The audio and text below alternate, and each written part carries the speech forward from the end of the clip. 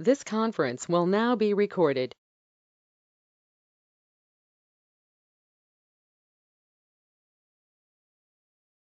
Hi, good evening, everyone. I welcome you all to yet another session on exploring Java 8.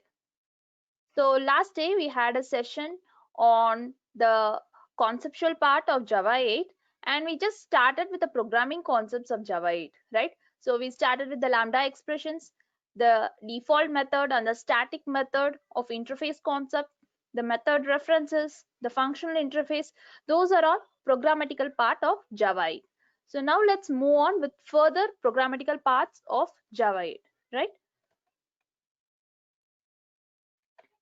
Now, today's session, let me share the agenda of today's session. So first, let us start with a recap of what we studied on the date 1, and next followed by we'll be having a concept related to stream. We'll be seeing what a stream, what are the methods we use for a stream, and what is the special thing about stream being introduced in Java 8. Okay, and followed by this, so we'll be seeing the optional class. So this optional class, so optional class is a part of Java 8, and this optional class was specially introduced in order to avoid the null pointer exception. Okay, so usually developers get this exception, and that may lead to the program's end. Okay, when you get an exception, your running program halts or it just comes to an end with an exception. Just to avoid that cases, in Java 8 they have given this optional class, and we'll be seeing a short quick note on it. Okay, and followed by this we'll be seeing the collector class, and collector class is actually a part of stream API. Okay, so stream API, in stream API, we are actually trying to make our Java code compact and precise. So that is the main part of stream API. All the concepts which we studied yesterday will be a part of stream concept. Okay, so the lambda expression, the method reference, the functional interface, all those will be a part of the stream concept. So, and you'll be including this optional class and collector class in order to define our stream methods, right? And followed by this, we'll be having a short discussion on string joiner class. And string joiner class is like any other string manipulation class, where it's just like the string builder class, which is used to join or concatenate two strings. But what is the special about this class? So let's see that in our class. Okay, and moving on to the date and time API. Actually, in Java 8, they have given new features of date and time API just to make the developers feel comfortable while dealing with time zones. Because before Java 8, the developers used to write quite a lot of code in order to make their time zone capabilities work good. Okay, so just to avoid this, date and time API has quite a lot of methods which helps us to avoid those confusions and those complications. Okay, and followed by this is the file class. So in Java, actually Java NIO was introduced in Java 7 version. Okay, but this files class has quite a lot of enhancement in Java 8, so which helps us to work on it very easier. So this files class has a path reference, which is actually in a part of a stream. So we'll be seeing all be discussing all those things with an example. This file class I'll just show you with an example. Okay, if time permits, right? So also I should mention that. And the following with this is the parallel array sorting. Usually we have a method for array sorting. We have a method called sort method, but this parallel array sorting helps us to work on multi-threaded environment. Okay, so it helps us to work on an environment which supports a parallel processing. So that we'll be seeing. Followed by this, the base 64 encode and decode. So usually when we are trying to write a code, so we are trying to make some strings, we are just we are just converting it into a byte, and if we are just transferring it through a network, what we'll be doing is we'll be make use of the default encoding process available in Java. But in Java 8, they have introduced a base 64 encoding and decoding process, which helps us to have the better advantage of base 64 capabilities, right? Followed by this, Nashorm and JDBC improvements. So NashForm is the one which helps us to work on JavaScript code. Okay, so just to embed our JavaScript code in our Java code. And the JDBC, speaking about JDBC, they have an enhancement made in the JDBC, JDBC, I mean Java and database communication. So we don't have this JDBC ODBC bridge now. So I will just discuss these two topics if time permits, right? So because we have quite a lot of programming topics to be discussed today. So come on, let's get into the class, right? So number one is Stream API. So before getting into the Stream API, I just want to recap you the programmatical part of yesterday. So the programmatical part what we discussed on yesterday was number one is lambda expression. So lambda expression is an anonymous expression which helps us to build an implementation for a specific interface. Okay, and that interface should have only one method, which is called function interface. So to be very precise, lambda expression is used to implement functional interface, right? And this lambda expression is usually denoted with the arrow mark symbol, and the left hand side of the arrow mark symbol is the parameter being passed to that method, and the right hand side of the arrow mark symbol is the actual implementation of the method. And if you want to have a quite good implementation, or if you want to have an enhanced view of lambda expression, you can go with method reference. So method reference is just double column value, and I'm just recapping you all those concepts. Okay, and the next concept what we saw is related to the interface. So it is default method and static method, but those default method and static method is not used in Stream API. Okay, we will not be using that kind of thing directly in Stream API. So but the lambda expression and method of reference are a part of Stream API. Okay, now let's see what a stream is. Before getting into the methods introduced in Java 8 regarding a stream, let me tell you what a stream is. Okay, stream is a collection of data. Okay, stream is a collection of bytes. It's a binary value. Okay, so what is the necessary of bringing a Stream API into Java 8? The main difference or the main usage is, in order to make your code readable, in order to make it very precise and compact, they made the Stream API into Java 8. So if you want to go with parallel processing, if you have a infinite amount of data from your network, okay, and if you want to make a processing on those infinite data, so in this case you are not allowed to store that data, right? If you have infinite amount of data, storing it is an additional overhead for you. So without storing the data, you're processing it and you're getting a value. How is it? It's nice, right? So Stream API helps us to do that task. So Stream API helps us to do a task without storing that value, without storing that intermediate value, and only the end result will be used. So this is absolutely a concept of functional programming. So where you'll be getting the end result or the return value of a function, right? So here in Stream API, we don't have a data structure at all, which means that we are not at all going to store the streams. Okay, we are just going to store only the end result and not at all the intermediate values. And the second one is they are functional in nature. Of course, if they are functional in nature, which means that they are not reused. You cannot reuse a functional value. So one of the thing we should keep it in mind is streams are not reused. Once if you use it, you cannot again make use of those elements in a stream, right? And the second one and the third point is streams. In Stream API, all the methods are pipelined in nature. So pipelined in the sense, the input of, say for example, if you are getting your finite number of elements, say for example 100 elements, right? So if you are getting 100 elements from a collection, because your source can be a collection, a network, or any other thing, so you are getting 100 elements from a collection, and what you're doing, so you're doing some processing on those elements, right? Say for example, I'm just checking which is the number greater than 50, and that is one of the function I use. And after the end result, I'm just taking out the output, and I'm just finding out which are the even numbers on those 50 elements, okay, or 50 elements, which are the numbers which is greater than 50. I'm just checking out the even numbers.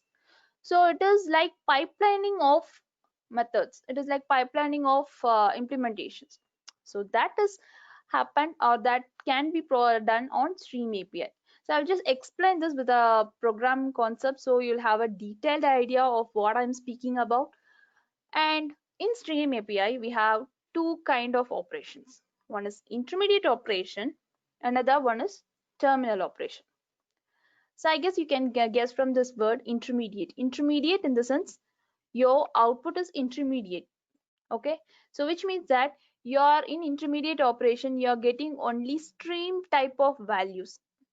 Whereas in terminal operation, you will get any type of value. Say for example, if you want to convert your you convert, or if your end value should be an integer, you can get an integer. You can get a float, you can get a list type of data, a set, anything else. Okay, so if you should remember that we are just pipelining the methods, and the intermediate methods returns a string, and the end method, which we mention it as terminal operation, returns a type, a data structure of Java. Okay, and one of the advantage of Stream is their laziness. So laziness in the sense, they are we, as I said before, if you are having, if your source of Stream is a network, which means that you are having infinite amount of data running out, and you want to find out a particular element or particular employee whose ID is some 1101. So if it is like you have infinite amount of data and you want only a finite data as an output, so that is possible in Stream API. So you are not going to check every data. Okay, so that is possible with Stream API. I will show you with an example, so you'll have a clear output. Okay, clear idea. So moving on to this, what is the way to create a stream? Okay, now we have an idea of what a stream. A stream is not at all stored, it cannot be reused, and you can do intermediate operation. We have two kind of operations: intermediate operation, terminal operation. Fine, but how do we create a stream? What are the ways to create a stream? Yes, in Java we have quite a lot of methods to help us to create a stream. Number one is stream method, and another one is parallel stream method. So these two methods are available as a part of collection concepts. So if you see any collection, it may be a list, it may be a set, you have this method as a built-in method. You can just make use of it to convert your set of elements. Say for example, if your collection is a list, you can just convert your set of element of the list. Okay, you can just convert your element list elements into a stream. Okay, stream of elements. And and also we have a method called stream available in arrays class. Arrays class is again available in java.util package. And we have quite a lot of factory methods here. So if you see factory methods, what is called as factory methods? So factory methods is the one which generates something. So which generates some instances, right?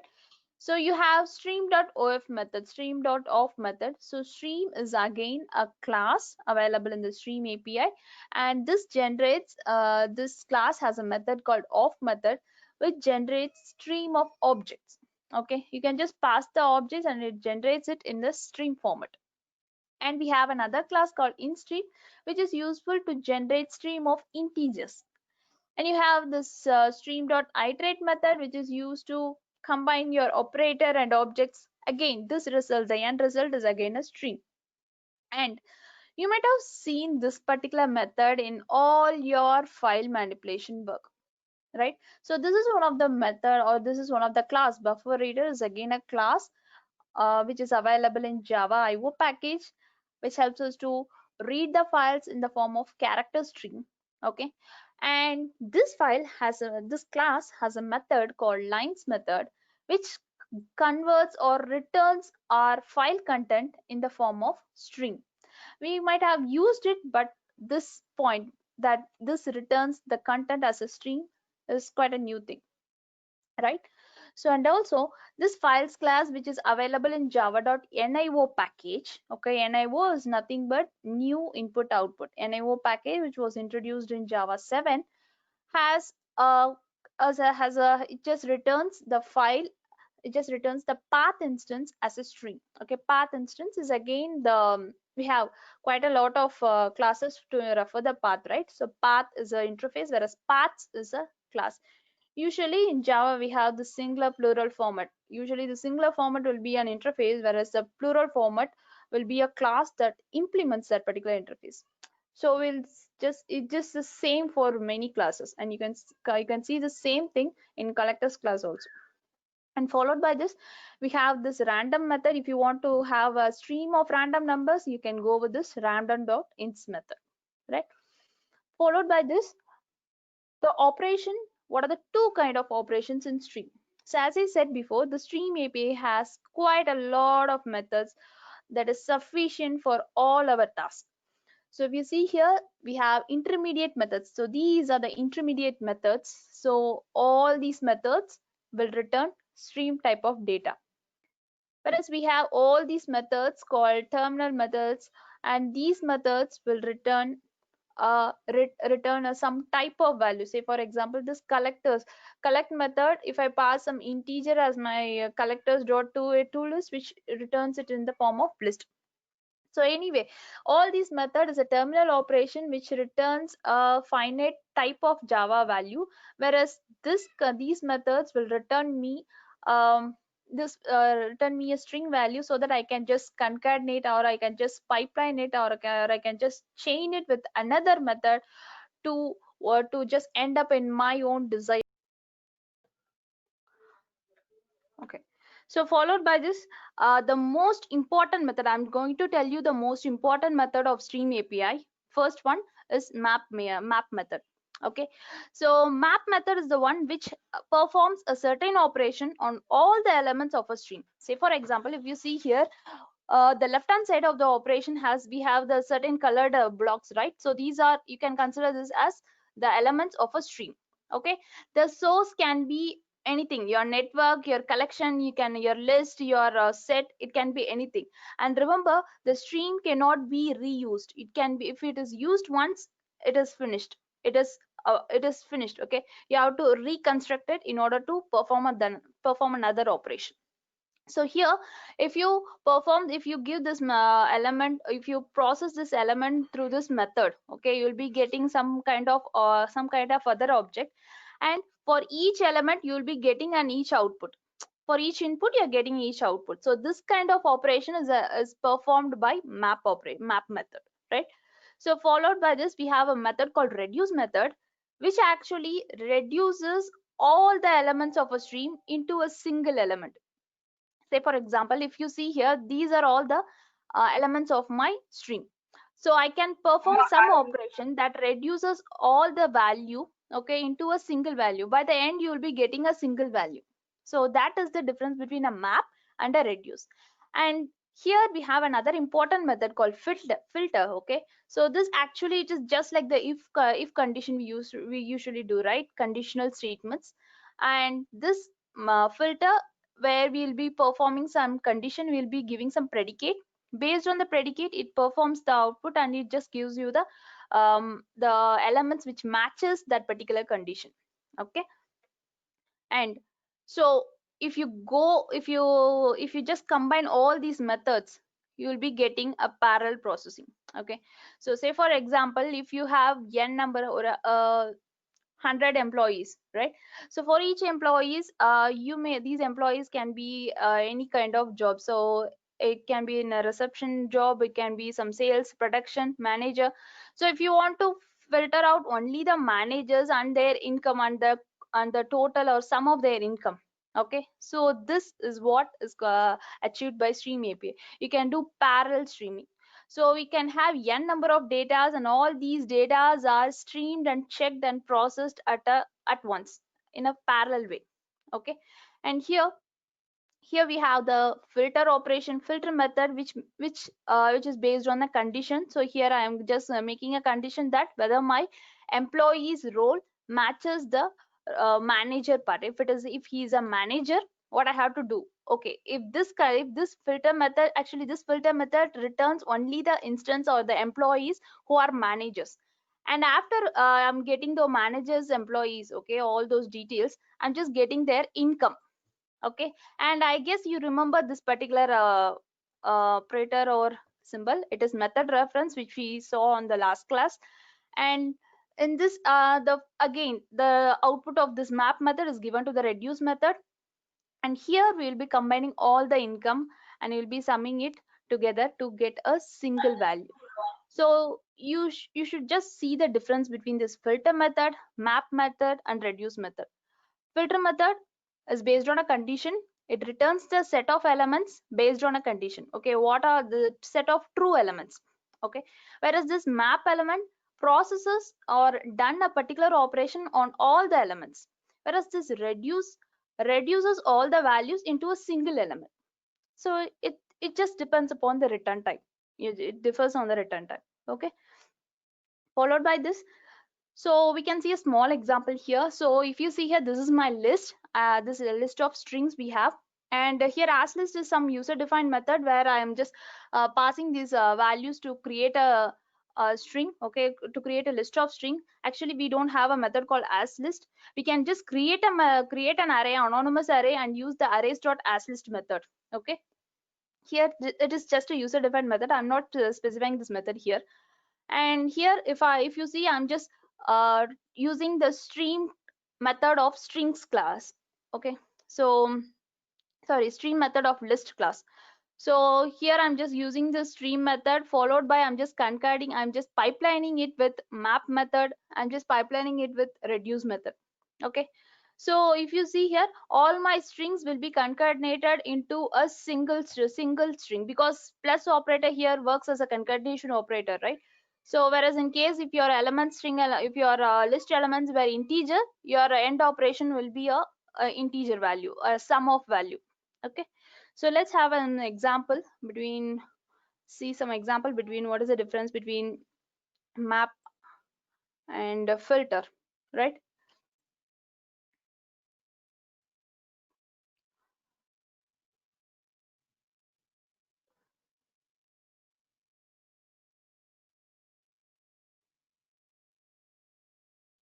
Okay, so if you see in this example, I have a list of strings.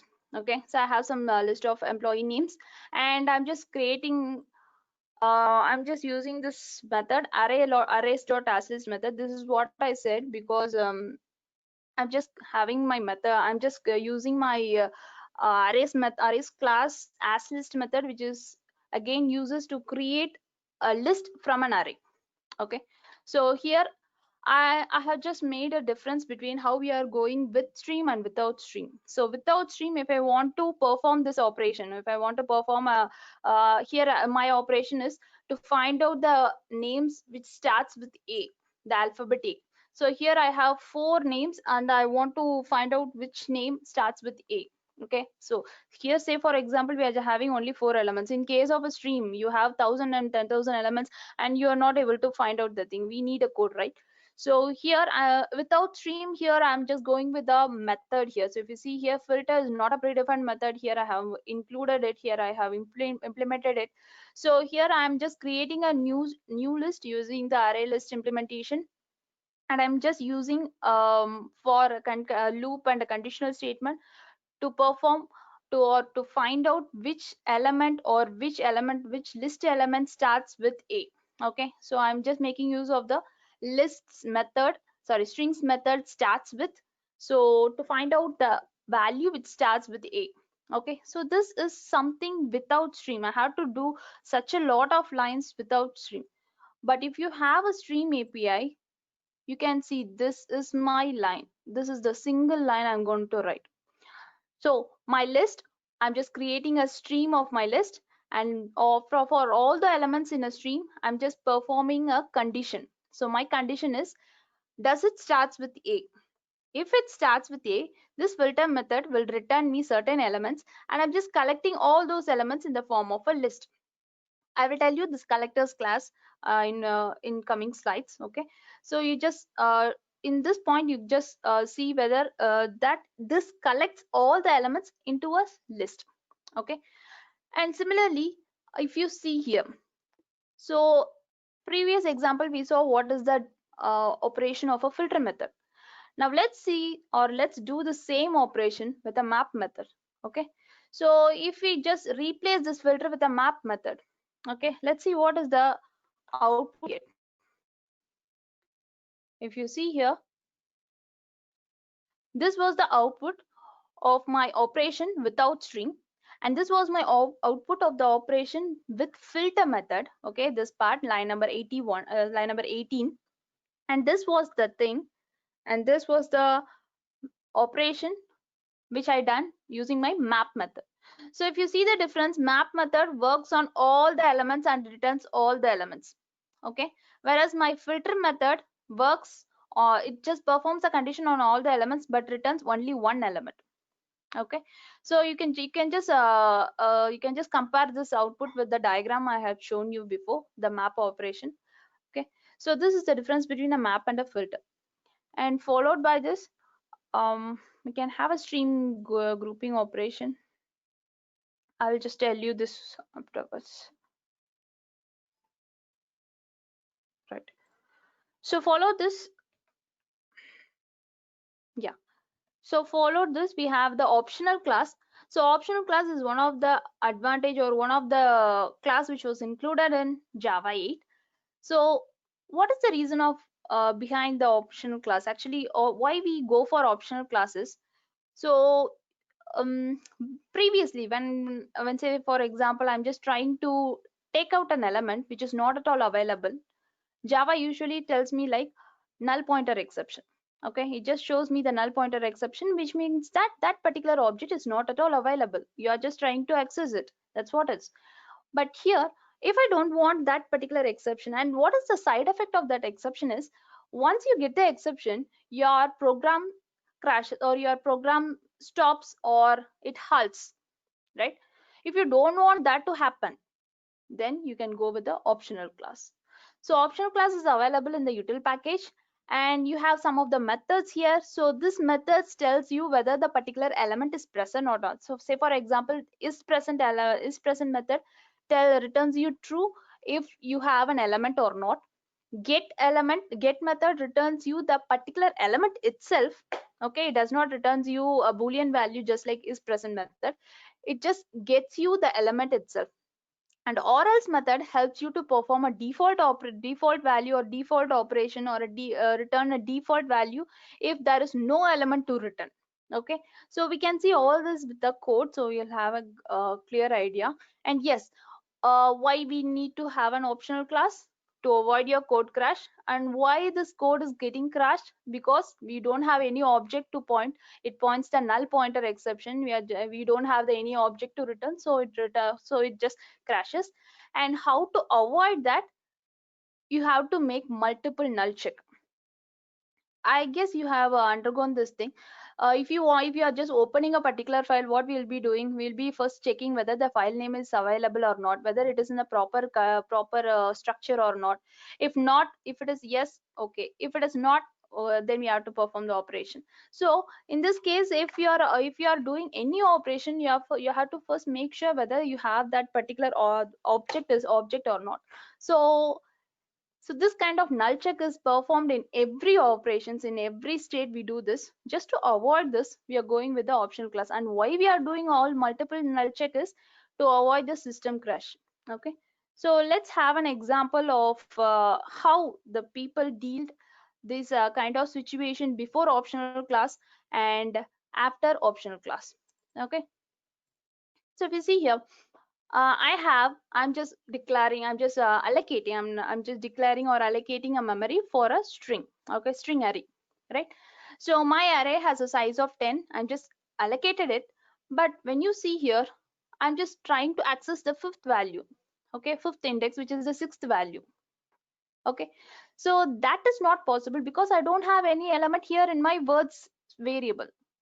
So that will return me a null pointer exception, and will return will not further, will I cannot further process with this particular line of printing it. Okay, So if you see here, of course, even if I didn't give this word, I'm just printing just hi. Okay, so even I will not be able to run that particular hi. See, my hive is not available because the code is crashed, or the system crash, the code has halted or existed, the program exit from this point itself. So how to avoid this? This was a hectic thing for developers, and that's why they make another class called optional class. Okay, so how is the situation now with an optional class? So if I try to do the same thing, so I have a string here, I don't have any values in my string array, and here I'm just creating one instance of this optional class, and I'm just performing a null check. So this is a method.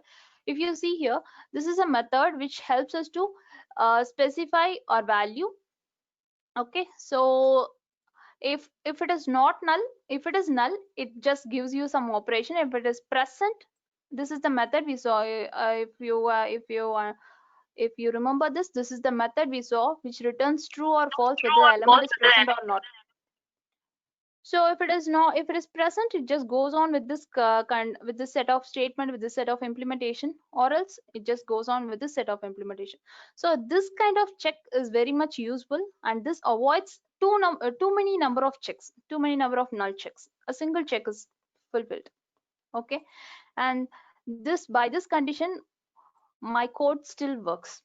I'm not getting an exception, and my remaining part of code is still working. So that is the advantage of going with an optional class.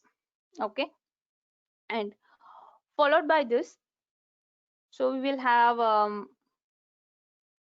and if you see this optional class, collector class, all works with stream API.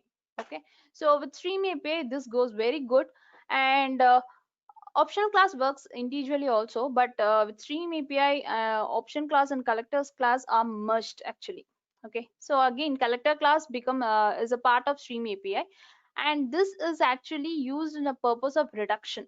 So if you want to reduce into a list, you have a toList method. If you want to reduce into a map, you have the toMap method.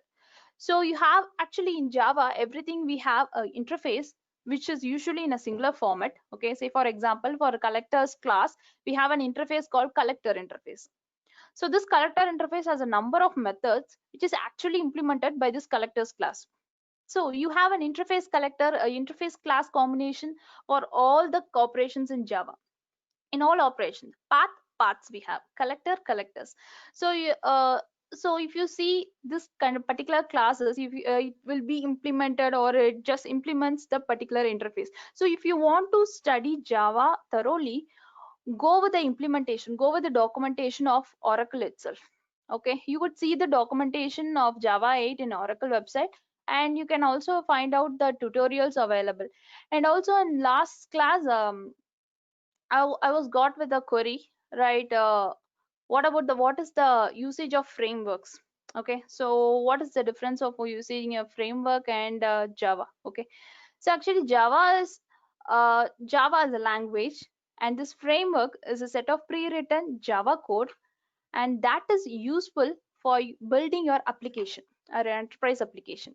Okay, so understanding this code is very important to optimal use of your Aadi frameworks. போயிட்டு வந்துருமா?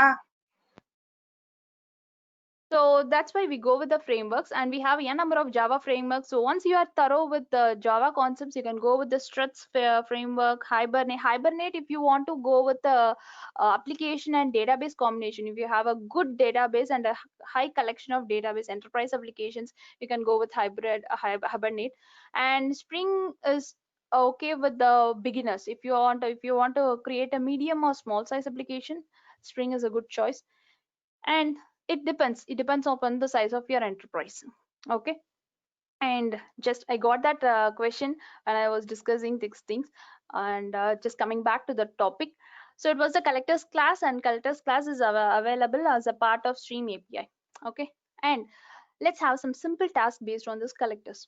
So if you want to accumulate all your names in of a list, okay, so if you want to get all your names, you can just go with this kind of thing. So here people is again a list, and this people is actually a list of objects. It is not a single object, okay? It is not a single value, it is a list of objects. Say for example, employee is a class. If I create an instance, 10 instances of employee class, which means that I'm having 10 employees. Each employee will be having a name, will be having some ID, will be having some salary department, something else details they have, right?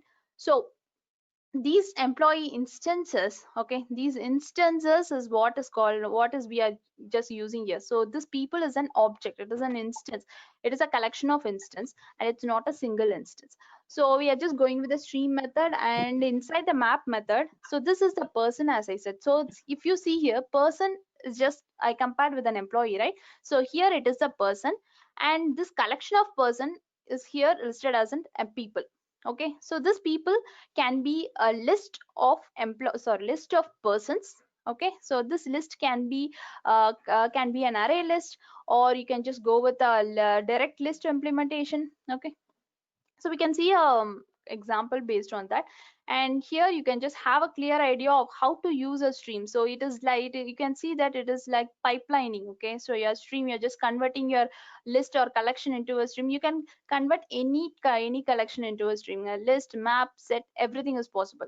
You can just convert your stream, and you can just perform the particular operation. You're just getting the name here. So say for example, this is the method reference we are using here. So for each person, I'll be having a method called getName.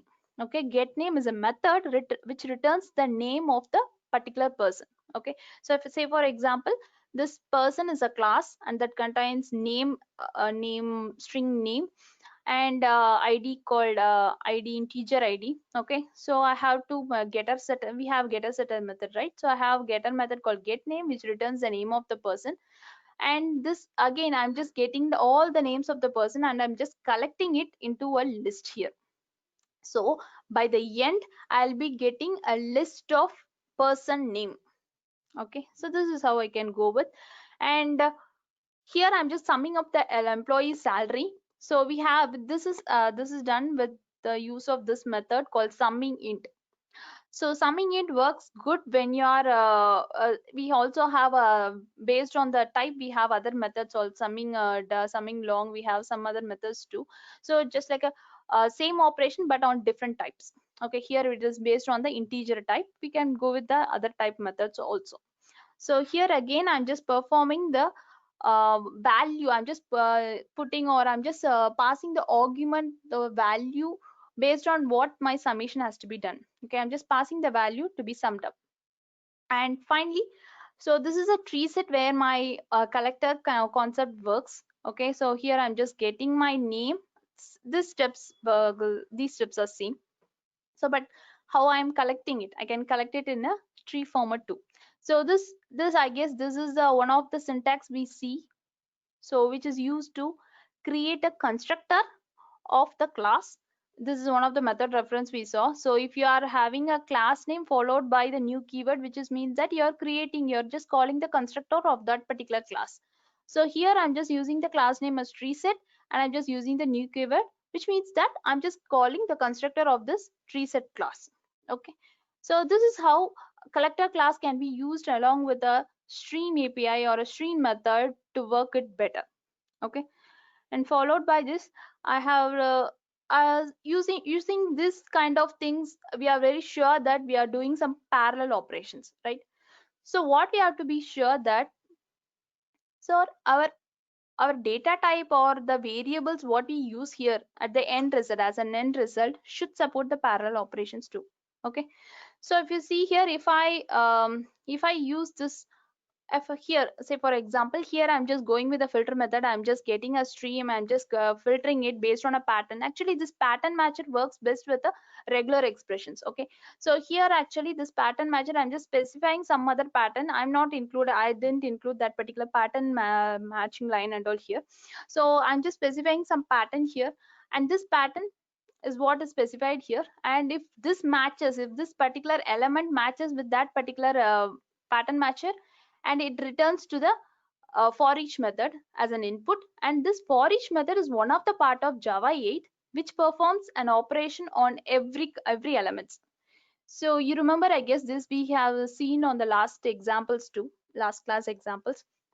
So for each method is similar to the for loop, where for loop or extended for loop or enhanced for loop. So it's a method which is used to perform same operation on all the elements, iteration method.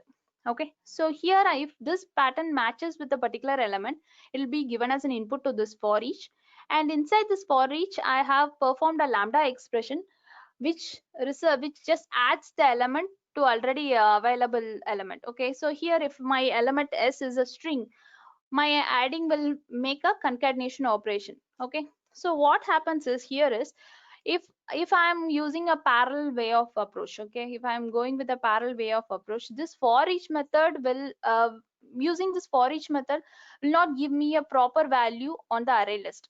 My array list will have inconsistent value, or my value will not be a proper value.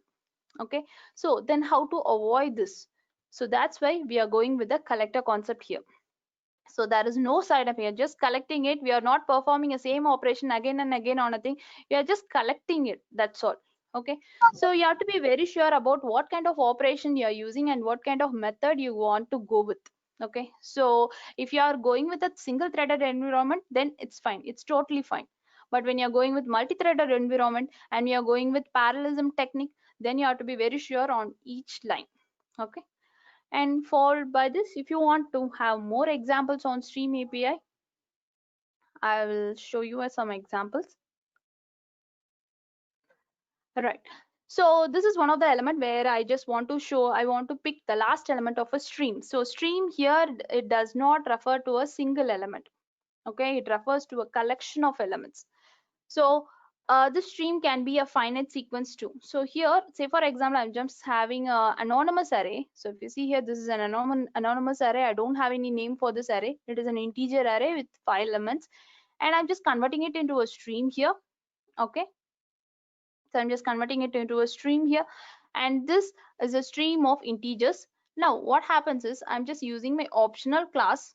Okay, so I'm just using my optional class to find out whether this element has whether I can get the last element, if it is available or not. Okay, since I have this element, okay, since s is my stream, I'm just using a reduce operation on this s stream.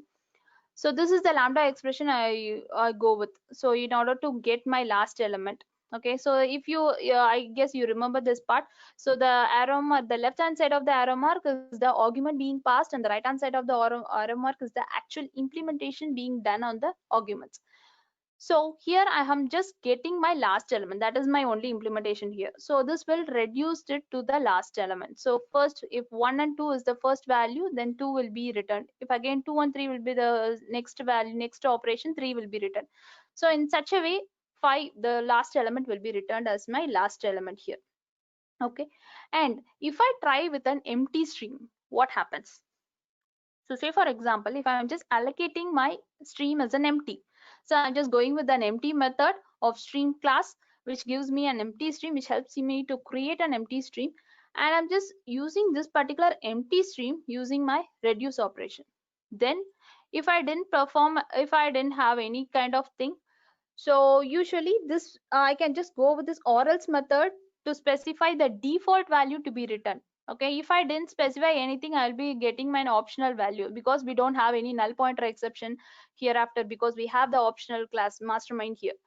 So it is I'm just going with the next method called or else method. So this or else method will give, I can just pass some default value, so that if there is no element to return me this element inside this method. Say for example, here it is -1, return me -1 if I don't have any other element.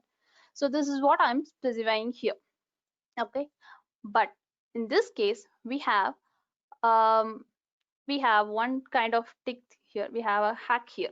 Okay, so if you want to go with the big application, if you are running a big application, and if you are not, you don't want to have any kind of miss things to be done here, and then you can go with throwing an exception. Okay, so that exception can be a custom exception. You can just create it as a custom exception, and you can just handle it in your code, so that your code looks fine with any input. Okay, so even though you don't have any value, you can still go with some operation to be done to show that your application is the best one. So in that case, I can go with the or else method, or I'm just throwing the same, or I'm just using this same or else method. I'm just throwing an exception. Okay, or else throw method. Okay, so this is another method, or else throw method. I'm just throwing an exception here. So this is again a lambda expression. I'm just going with the illegal state exception, which is again a cached exception. And here I can just specify any string, okay, any string or any description that has to be mentioned as a description part of my exception. So if you see here, if I run, you could see this exception being mentioned here. No last element was the description I specified in my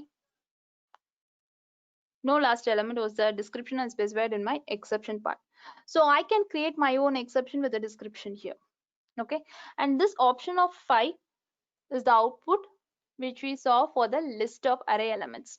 Okay, so if you see here, usually if I do any kind of string operation where we just return an element, we'll be getting some single value, right? So if it is mentioned as optional, which means that it returns optional type of value, optional class value. Okay, so in Java 8 we have certain classes which returns whose return type will be optional. Okay, which means that there may be a value, or may not be a value. Okay, it may be a null value, or you may have some other value. And finally, this part which returns me the -1 value, which is the default value I specified here in the or else method. Okay, so this is what is the condition with optional class and without optional class. Okay, so moving on, and yes, the next example. So here I just want to remove my duplicates from my list. So before Java 8, if I want to remove duplicate from my list, what I have to do is I have to convert my collection of element into a set element, set collection. Okay, so because we know that set never allows duplicate value. All the elements are unique in a set. So what I have to do is I have to convert that into a set value. So what we are basically doing here is we are creating a new collection. We are just creating a new collection of value. We are just allocating a new memory for that. But in in stream we have this distinct method which helps us to remove the duplicate values and keep our collection unique.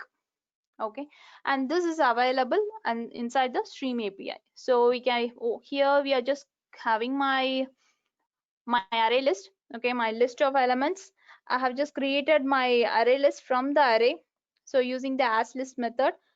And here I'm just using my stream operation. I'm just converting it to a stream, and I'm performing a distinct method so that I get only the distinct values and my duplicate values will be eliminated, and those unique values are collected in the form of a list. So my return type will be list here, so list of integers. Okay, and I'm just printing it here. So if you see here, I have all the elements has duplicates here. If you could see here, every element has duplicates. But when I try to find out my elements, okay, when I use this distinct method, I don't have a duplicate value. And at the same time, I don't need to create a new collection, new frame, new kind of elements. Okay, I'm not using much memory to make this distinct operation to avoid the duplicate values, right? So this is one of the thing. So these are all activity based tasks, because these are the activities we generally want when you're going with the stream kind of thing. So in day-to-day life, if you're going with some operations, these small tasks is very much necessary. Okay, so here I'm just trying to join the strings. Okay, so here I have a list of strings, and I'm just using the as list method to make this array as a list, and then I'm converting this list into a string. Okay, so my words is a stream now. Okay, my words has a collection of collection of array element in the form of a string. So what I'm doing is I'm just collecting it first. So I'm just using my joining method here. So here joining method is used to join all the elements of your string. It can be an integer, it can be a string, whatever type it can be. So but it just joins everything. and here I have just joined it. I have just used my stream and I have just printed it. But when I try to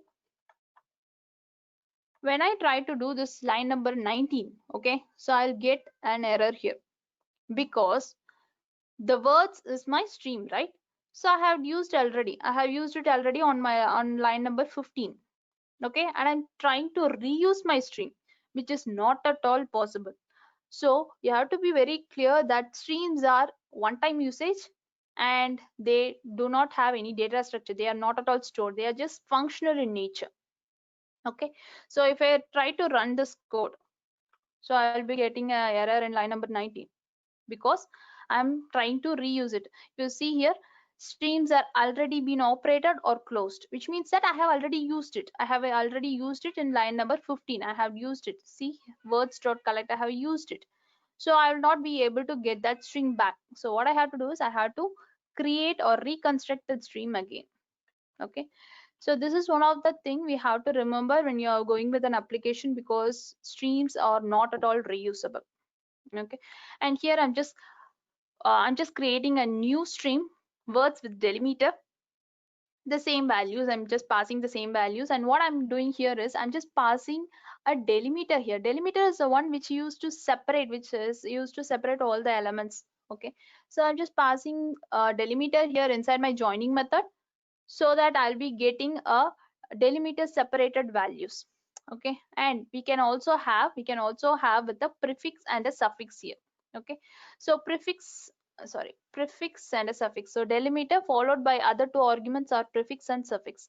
So if you see here, just this is the syntax of this method. So if you see here, my first argument is a delimiter and followed by the prefix sequence and suffix sequence. If you see here, these three are character sequence type. Character sequence type in the sense I can pass, it is not like I can pass a single character. I can pass a number of characters. Okay, so this is available with joining method of collectors class. Okay, now if I try to get the output, if you see here, this is the output we got just by connecting everything using a joining method, and this was the output we used because of the delimiter we used here. So line number 27. Okay, and this was the output we got just because of the line number 33. Okay, line number 33, which because we are used a delimiter here, comma, and we are just passed a prefix here, open braces, and a suffix here, close braces, right? So this is how a joining method works with a string. So this is how we can join a stream of strings, right? And just have a look with the joining method. I will tell you this joining method's importance when you're going with the string joiner class. Okay. So next example is used to merge two streams. So if you want to merge them, this is one of the way to create a stream. If you see here, usually in all the examples what we are done, we are just created an array, or we are just created a list. From that list we are just using the stream method to create a stream. But here I don't have any list, or I don't have any array. I can also create a stream from by directly passing a value using the stream class. Okay, so stream class has a method called of method, which helps us to create or generate a new stream of elements. And if you see here, I have two streams here, first stream and second stream, and I'm just going to merge it together using the concat method. So if you see here, this is my concat method, which is used to create or a new stream joining this two string. So where I allocate this, where I assign this, becomes my resulting value. So so again, this is a stream, right? So we cannot print a stream directly using the print statement. We need to collect it from the stream. We need to collect the elements from the stream. We cannot directly use the stream. Okay, we have to collect it.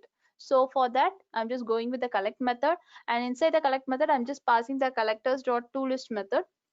So this converts our elements, the sequence of element, into a list of elements. Okay, so if you see here, my elements has been corrected because these are before it was two streams. We have merged it into a single stream. Okay, so by the use of concat method, and this is the method that makes the magic here.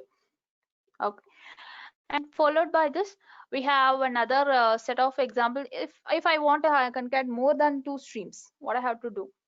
You have to again make the operation of cascading it. Okay, so here I have made the same, I have made use of the same concat method, but what I have done is I have just cascaded it with another concat method. So in Java, usually the innermost braces or innermost bracket works first, right? So as per the Java's rule. So this one is the one which works first, and followed by this method, followed by this method. And the right hand side value will be assigned to the left hand side value. So this is how I can merge multiple streams. So I'm just concatenating I'm just making use of the concat method, but I'm just using a concatenation operation here, right?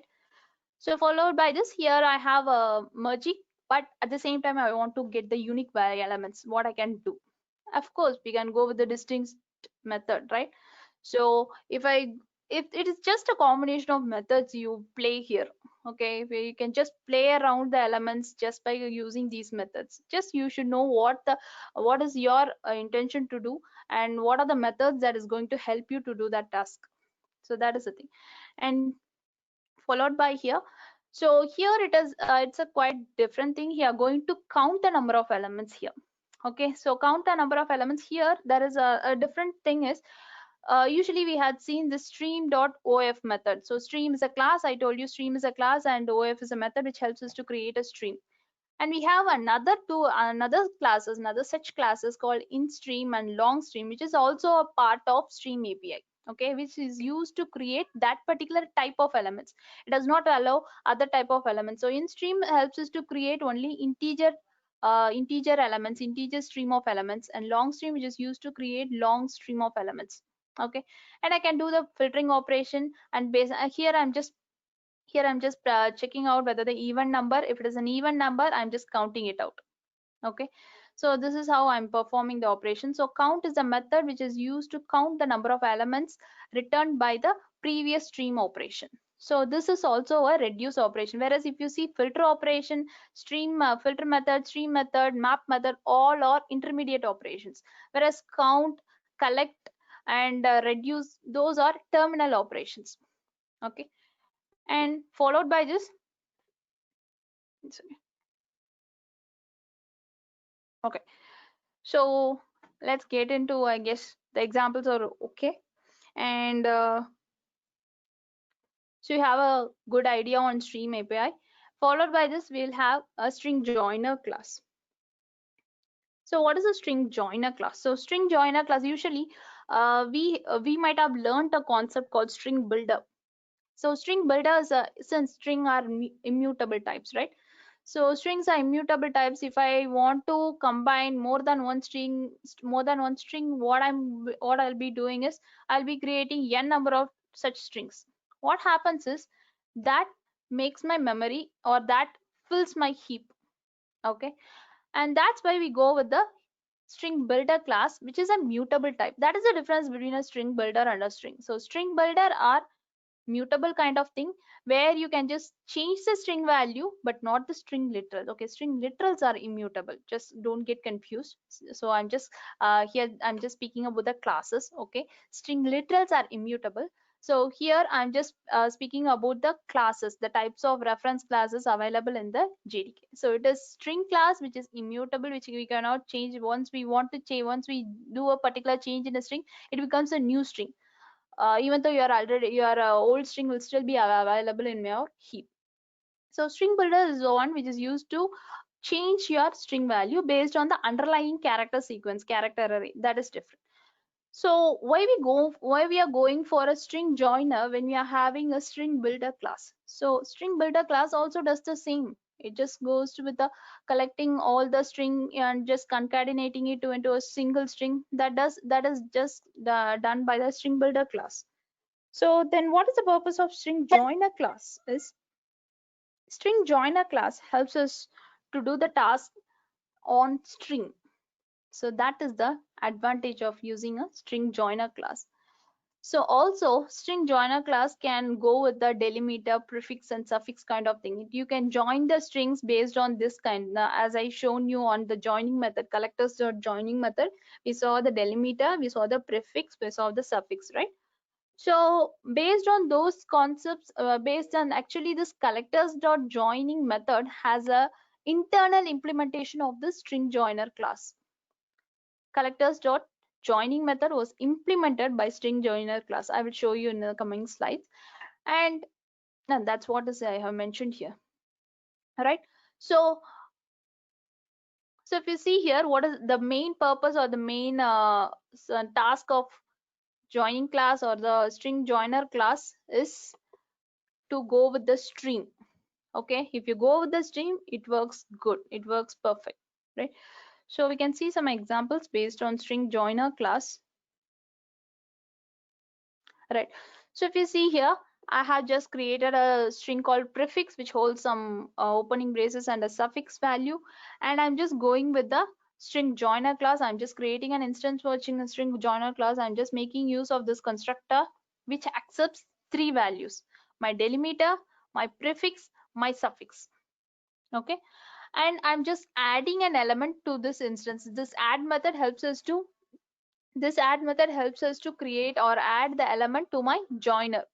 Okay, so here I have added three values to my joiner. So if I type, or if I try to print this joiner value, so if you see here, this is the output because of my prefix, my delimiter and my suffix. Okay, now what happens if I didn't add this prefix suffix kind of things, right? So let's see. So here another example. So where I'm trying to add list of elements. So previously I was just creating a joiner instance, and I was adding an element directly into my joiner element. Okay, directly into my joiner instance, string joiner instance. So here, if I already have a list, I want to join all the elements of my list. What I have to do? So here I'm just creating a new list using the array list method. Okay, I'm just going with the array list constructor, the implementation. So because list is an interface, right, we are just implementing it with the array list class. So I'm just going with the array list implementation. I'm just using the add method of the list. This is the add method of the list, and previously we discussed an add method, right? That is the add method of string joiner class. Okay, so this add method is different from that add method. So this is the method of adding an element to a list, and here this is the part where we are going with the string joiner. So I'm just creating a joiner here, string joiner, and I'm just specifying my delimiter, my prefix and suffix, because I have mentioned those values here. And here, in order to this is the thing which we have to which is not at all, we cannot go, we don't have any other option. So if you want to add all the elements to a joiner of a list kind of elements, so you have to go with the loop. So there is no other way. So if you want to add all those list elements into your loop, you can go with this iteration where you are just picking out an element of a list and you're just adding it to your string joiner instance. So this is how you do string joining operation with a list of elements. Okay, and followed by this, if you want, if I don't have any string join, if I don't have any prefix or suffix things, what happens? Okay, so if I don't have any prefix and suffix things, my joiner will return an empty string. Okay, so if you see here, set empty value is the one method which I have used here to show you that it is a empty value. Okay, this is just a default value. If I didn't use this, I'll be getting a empty screen, so you won't be find out what is the output here. Okay, so if you see here, there is no output after this print statement, right? So just to show you the output, I'm just using this set empty value, which works, which just uses this value only when my joiner is empty. Okay, it is just like setting a default value for your joiner, that is all. If it is empty, it has to specify this value, which means that you can just specify there is no value here, some message you can specify here. So which means that your joiner is empty here. So here If I use this set empty value and specifying my default value, then if my joiner is empty, I'll be getting my default value here. Okay. So, and followed by this, if my here again I'm specifying my default value, but the only difference is for previous operation I haven't specified my prefix and suffix, but in the next operation I have specified my prefix and suffix.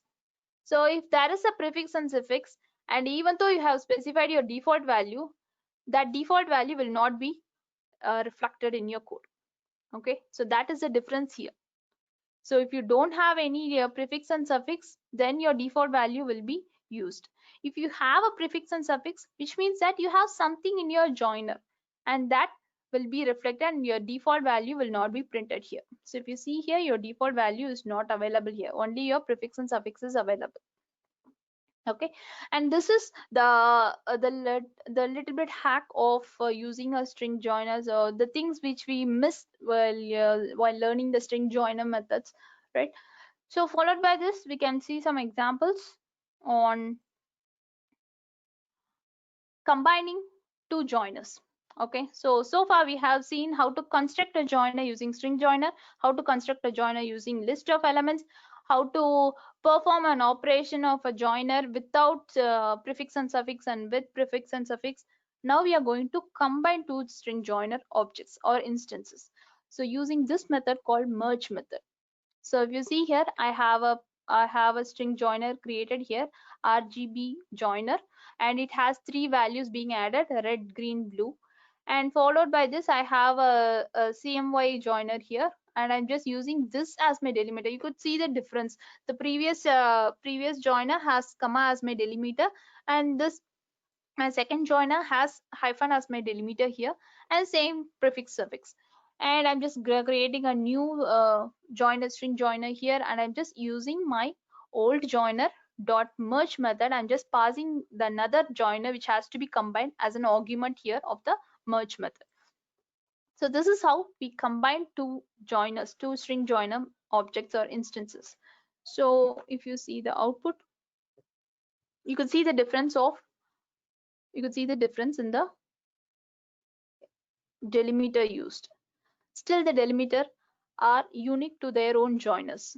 Okay, so if you see here, this is the delimiter used for joiner 1, and this is the delimiter RGB joiner, and this is the delimiter used for CMY joiner.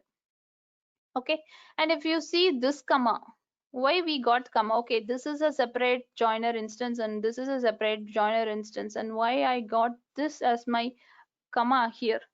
It is because I'm using my RGB joiner as my calling method, calling instance. So that particular delimiter will be used to concat these two joiners. Okay. So followed by this,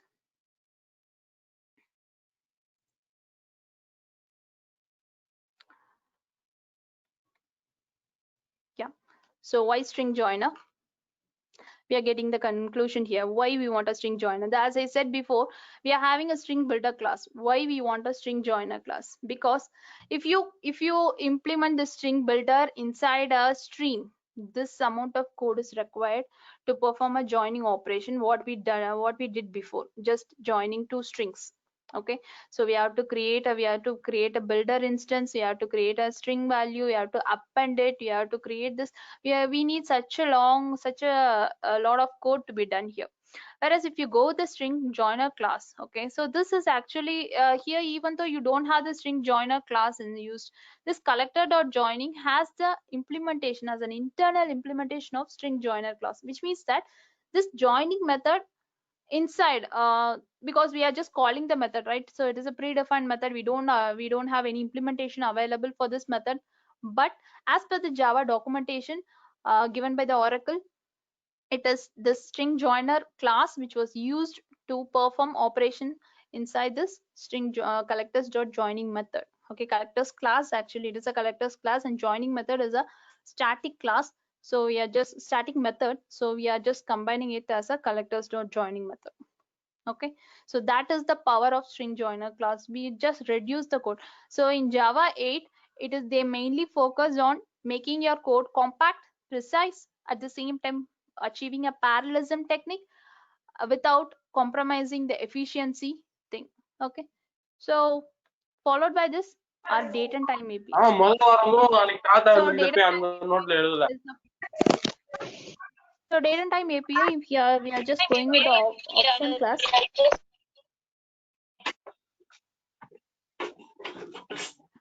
So we may or may not have a null value. Okay,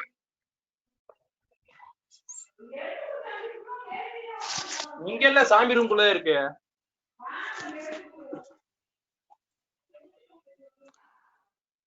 so it's just trying to how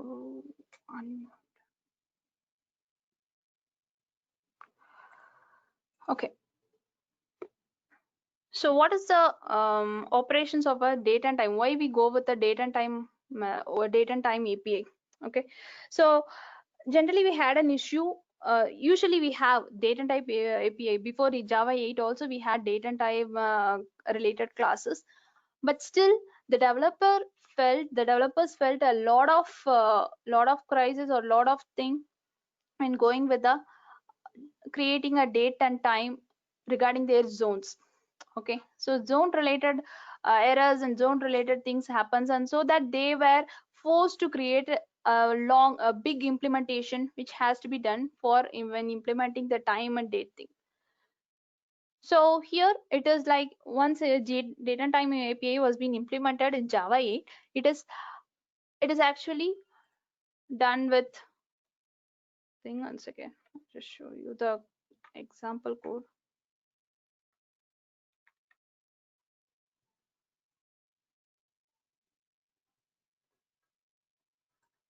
Once again.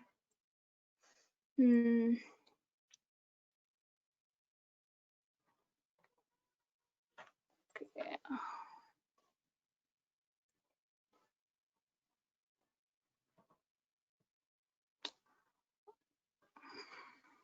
I guess that code was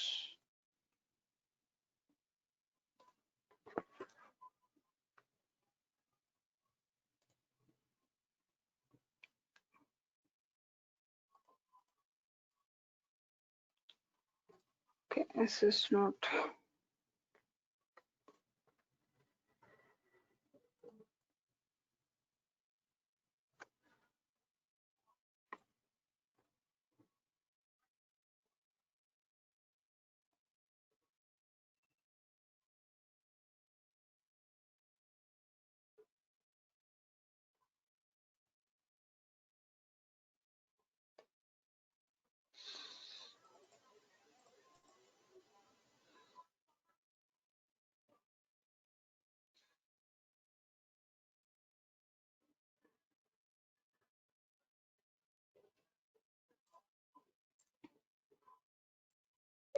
My code was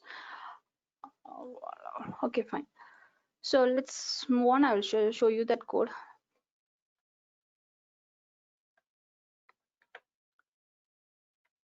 Okay, so moving with the parallel array sorting. Okay, so what is the difference between array sorting before Java 8 and after Java 8? So it is a small difference. If you want to go with multi-threaded environment, you have to go with parallel sort method. If you are going with a single-threaded environment, then you are fine with the sort method. And also, if you want to perform an operation which involves parallelism technique, okay, so then parallel sort is the best way. So this sort method, which we usually do before Java 8, works only on a smaller amount of data. Okay, whereas if you go with a big data, so it degrades your it has a degraded working, it has a degraded performance here, and it does not works on a multi-core environment. As I said before, Java 8 was mainly introduced to make use of that multi-core processor. So this arrays.sort is not using that multi-core processor effectively, so we get into this parallel sort method, which was available in Java 8. And the advantage of using it is it has a big performance, it has a good performance or large set of data, and you could see the difference, you could see the value, you could see the time difference using a sort method and a parallel sort method. Okay, and it is again based on your number of elements. If you have a big set of elements, then you can go with the parallel sort method. If you have small elements, you have small set of elements, then you can go with the sort method. You will not be having a big difference of time value. So we see here, this is the time calculation if we have how much based on the number of elements in our array. Say for example, here if I have my 1000 number of elements in my array, my overall operation of the sorting will be just this 0.048. Okay, so this is nearly equal, or it is almost equal for parallel sort. But when you increase the amount, when you increase the number of elements, right, so what happens is you have a big time difference. This parallel sort works much faster, which is reduced half the time which is usually taken by your sort method. So if your sort method takes 65 seconds, 65 minutes or 65 seconds, it gets into 37 or 38 seconds. Okay, it is. So this is the difference, where this difference you can feel it only if you have large set of elements in your array. Okay, and if you are performing the sorting on a large elements, then you can go with the parallel sort method. Okay, so followed by this we have base 64 encoding and decoding. And actually base 64 encoding decoding is available, is introduced only in Java 8. Before we are not aware, we are just using our usually do our default encoding available with the Java. Okay, and here I have just specified basic encoding and decoding thing. Okay, if I have a particular string, original string, I'm just having a test input as my string, and if I want to encode it, what I have to do is I can just go with this base64.get encoder method. Okay, and this helps me to encode. And usually what we do is we just create a string, and we have a get bytes method which just returns the byte of characters. And there also we have a implementation of this base 64, where we can just pass the encoder or the type of encoding we have to perform. We can just pass it as a parameter of get bytes method, which helps us to get the bytes, at the same time encode it. Okay, so it is a double operation done on a single method. So this is again was possible with base 64 encoding technique. And this is the operation I do for encoding. And if I want to perform the decoding thing, and again the decode method which is available as a part of get decoder method. Okay, get decoder method will return me a decoder class object, and there I can go with this part. Okay, so this is actually a simple decoding and encoding. Encoding decoding works very best when you're actually, it is very necessary when you're going with the network kind of things, right? So there you have more type of encoding. Say for example, without padding, how we are going to do. So if you want to go with an encoding and decoding concept in a URL, we have a separate class for that, URL encoding decoding.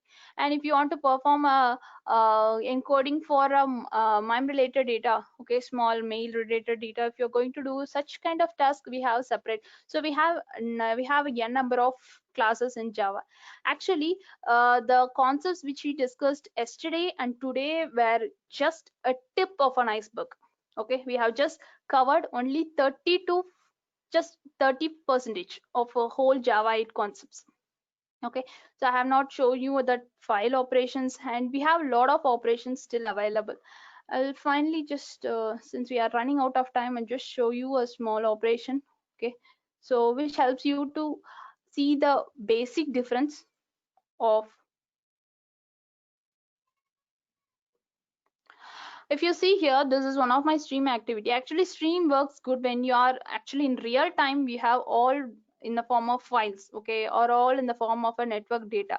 So here, for example, I have created a person class. Okay, so I have just created a person class. This is what we were discussing on the slides. I had shown you some person, right? So it will be in the format of this class. Okay, I have a person class, and I have a getter setter method, and for two variables, name and age.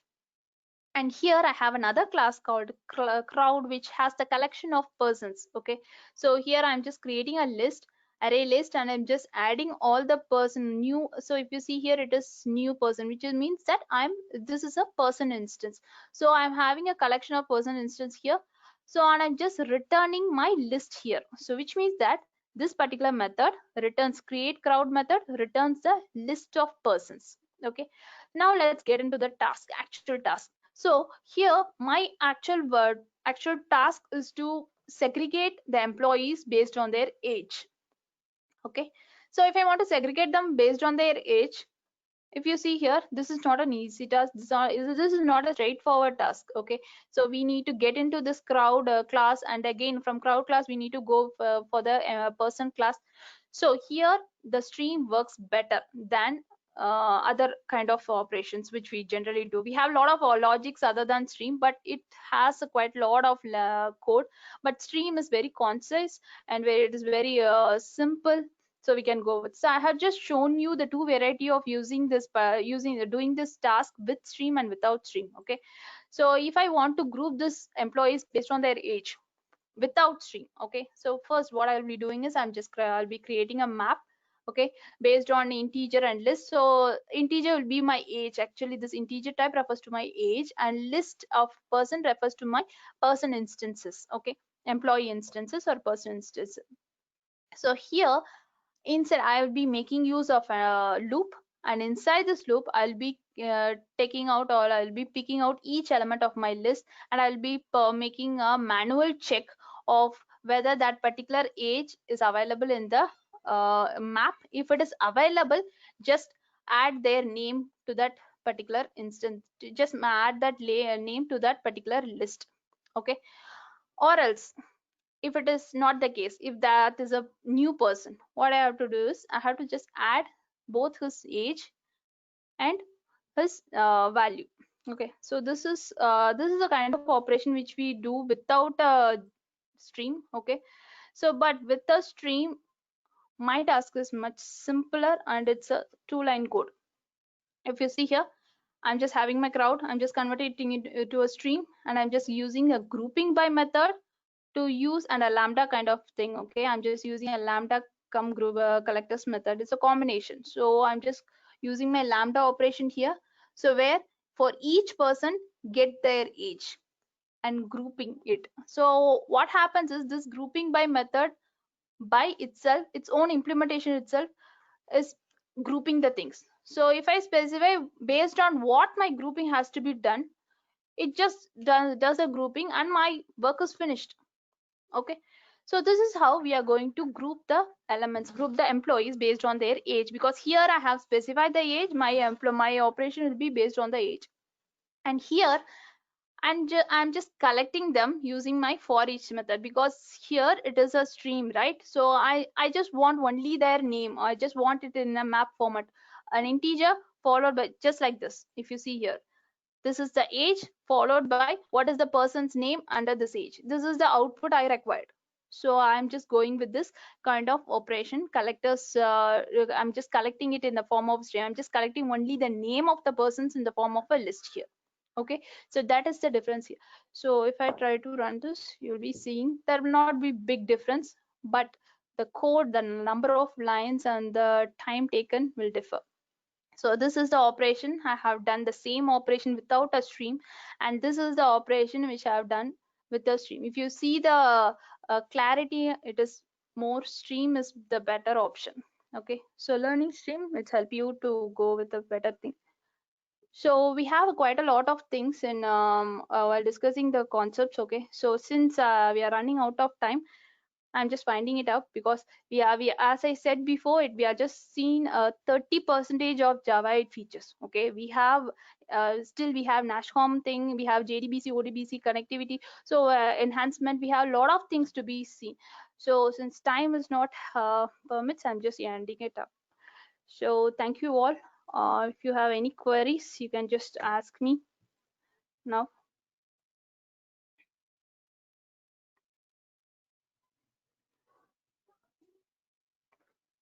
Hello.